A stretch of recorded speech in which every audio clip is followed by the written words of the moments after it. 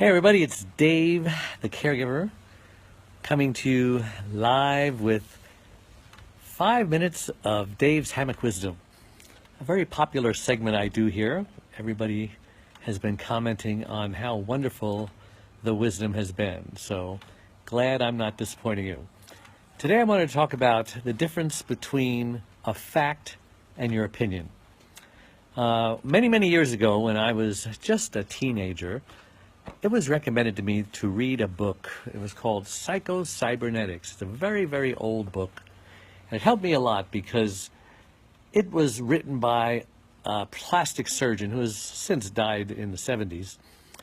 And he discovered that so many good-looking people, in his opinion, came to him for plastic surgery. And he would try to talk them out of it and say, but there's nothing wrong with your nose. It's not too big. But they just wouldn't have any part of it, or whatever part of the body they were discussing. Hey, Bruce. Hey, Linda. And so he wrote a book based on a person's self-image. And I just found it the other day on Amazon because I just remember the book changing my life as a teenager. And so I wanted to read it again. So I ordered it and they sent it, and I just threw it in the bathroom book rack, where we have there where we can read when we're trying to kill time. And so I turned to a chapter today and I says, that would be an awesome, hey Sue, that would be an awesome topic to talk about today. So I just want to read this one little section, if you would indulge me. Your opinion can add up to unhappy events. Your opinion can add up to unhappy events. Even in regard to tragic conditions and the most adverse environment, we can usually manage to be happier, if not completely happy, by not adding to the misfortune of our own feelings of self-pity, resentment, and our own adverse opinions. How can I be happy? The wife of an alcoholic husband asked me. I don't know, I said, but you can be happier by resolving not to add resentment and self-pity to your misfortune. Okay, so somebody else says, how can I possibly be happy? Asked the businessman. I have just lost $200,000 on the stock market. I'm ruined and disgraced. Well, you can be happier, I said, by not adding your own opinion to the facts. It's a fact that you lost $200,000. It's your opinion that you're ruined and disgraced. Hey, Tony, how you doing? I then suggested that he memorize a saying of a famous person, which has always been a favorite of mine. Men are disturbed by said the sage, not by the things that happen, but by their opinion of things that happen. When I announced that I wanted to be a doctor, I was told that this could not be because my folks had no money.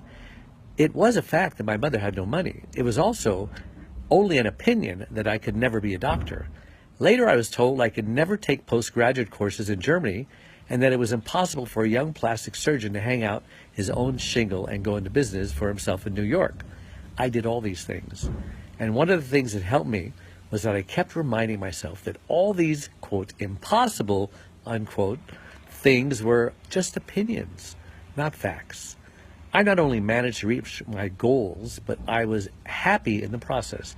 Even when I had to pawn my overcoat to buy medical books and do without lunch in order to purchase Caregivers, I was in love with a beautiful girl.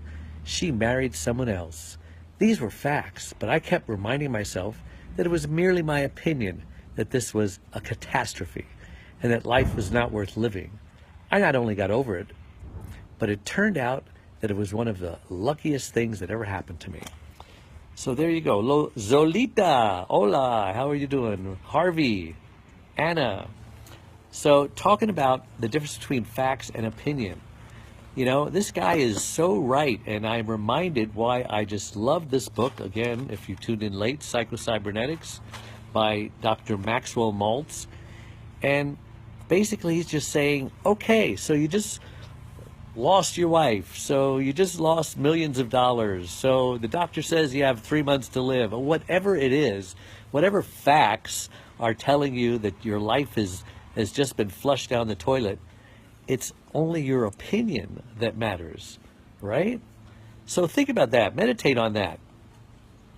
Don't mistake facts for opinions. I mean, they told me that I could never be on television in Hawaii because I wasn't a local. Was that a fact or was that opinion?